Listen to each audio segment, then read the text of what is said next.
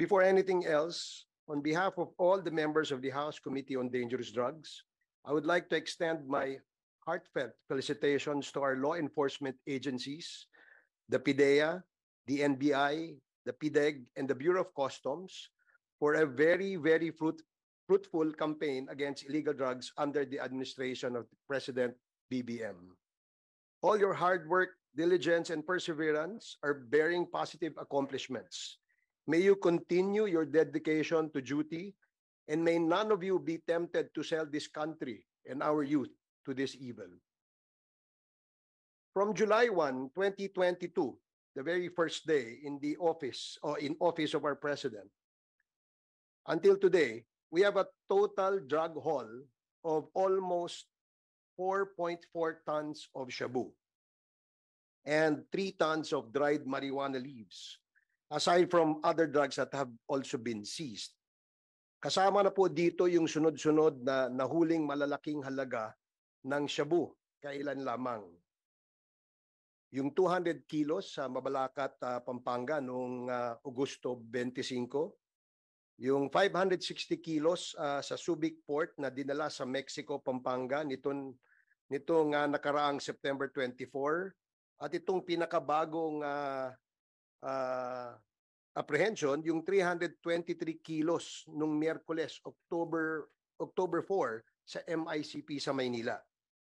Sa loob lamang ng 5 linggo, naka 1.3 tons na po ang nahuhuli. Isa't kalahating taon pa lamang sa administrasyon ng ating President BBM. The street value of the shabu is over 30 billion pesos. This amount can most definitely finance the elections and victory of drug lords in our political arena. Kahit po kampanya pang Pangulo, kayang pondohan ng war chest po na yan.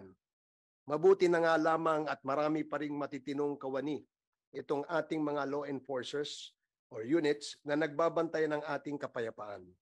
Bagamat meron pa ring mangilan-ngilan na naliligaw ng landas, wag lang tayo magpabaya upang sila ay magtagumpay.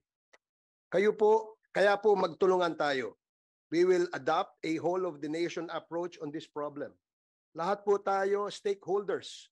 So lahat po tayo magtulungan kasama ang ating mga LGUs. Hindi lang po puro inquiry kami dito sa Kongreso. We also take note of the accomplishments and show appreciation and gratitude to our loyal and honest law enforcers. We even recommend commendations, awards, and promotions for a job well done para hindi po masayang ang inyong pagod at sakripisyo para sa ating bayan. We will help our agencies kung ano ang kailangan pa nila.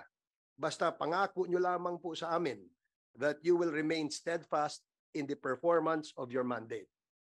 Patunayan po ninyo na hindi nagkamali ang ating presidente sa pagpili sa inyo bilang mga pangunahing personalidad sa paglaban sa iligal na droga.